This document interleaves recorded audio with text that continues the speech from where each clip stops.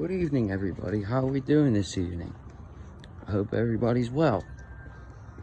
So, I'm sure by now you have all heard about the train derailment in East Palestine.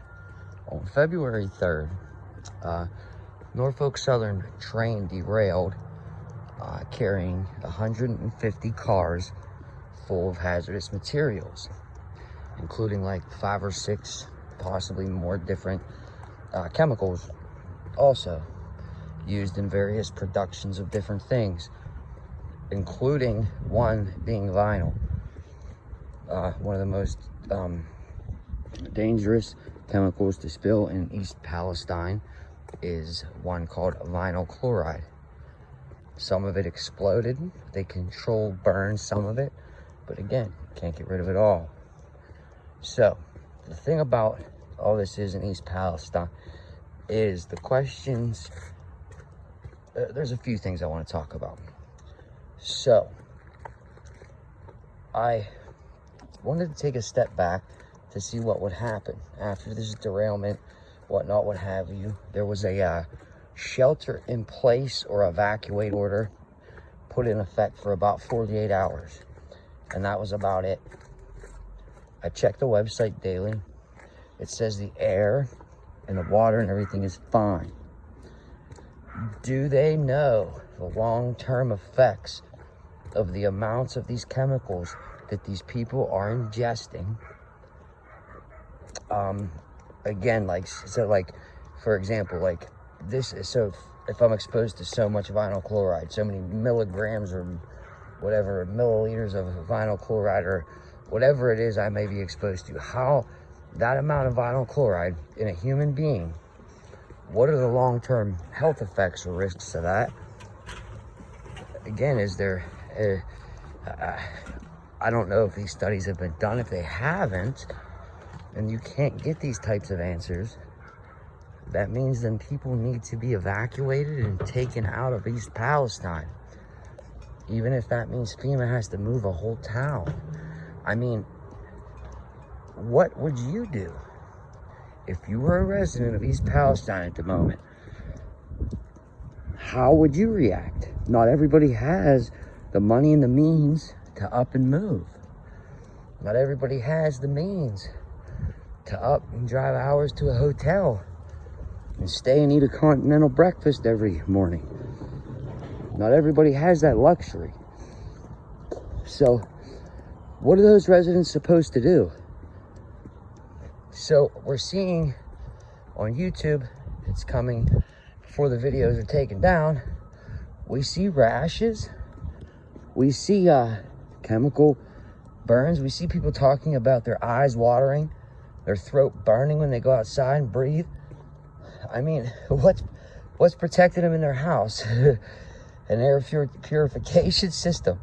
A lot of these chemicals that spilled are tasteless and odorless, but have serious long-term health effects, if not death. And again, the residents are being told everything's fine. When I heard that the area that they were collecting the contaminants had overflowed into a park in residential area, and that people would not be able to use this residential park for at least 10 years after the waste has been removed. What about with the, sinks down into the soil? How far does that spread then? Because it rains and rains and rains, then rains again and rains again. I mean, wouldn't it eventually end up in the Ohio River, which would then infect basically the rest of the water in the country? I mean, last but not least, in Darlington, Pennsylvania, they have opened up a center just like in East Palestine. Why is that? If this didn't spread out of East Palestine or just was totally contained to right there, why is there 2 counties in Pennsylvania that just got $7.8 million payout from Norfolk Southern? it was said for ruined equipment and stuff and such during the help with the cleanup. $7.8 million.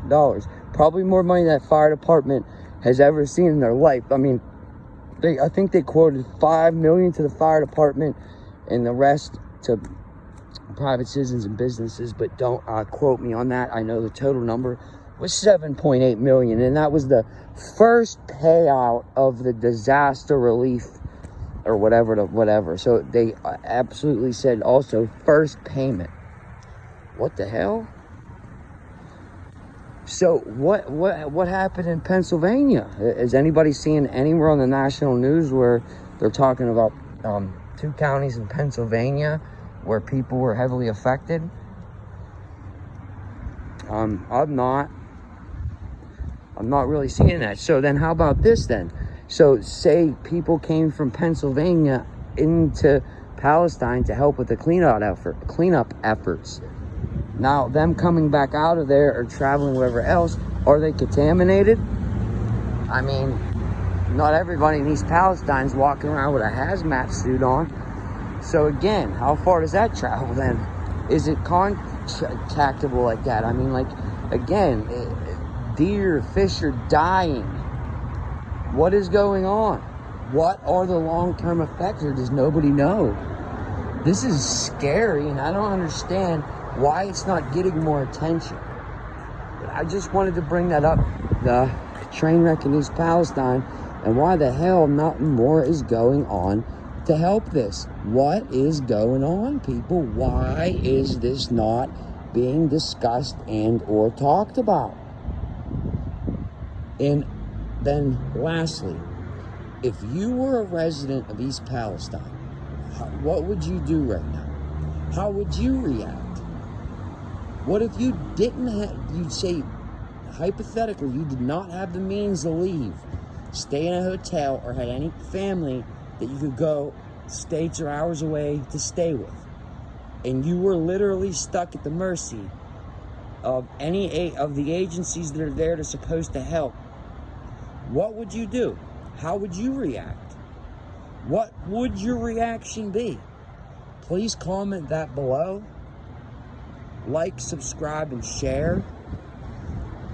It's little independent media sources such as myself, or what's going to keep this story in the light of this public eye. Everybody like, subscribe, and share. And again, please comment below. What would you do if you were a resident of East Palestine at the moment, and hypothetically speaking, you did not have the means or the family to evacuate? Meaning financially you cannot afford to go stay in a hotel somewhere else. You need to stay, you do not have any family to go stay with states or hours away. What would you do? What would your reaction be left at the hands of these agencies that are supposed to be helping, but are just telling everybody that everything's safe and don't worry? Or is everything safe and we shouldn't worry? Is everybody taking this way out of proportion? We should just listen to the man and it's safe. What's your opinion on this? What would you do? Until next time.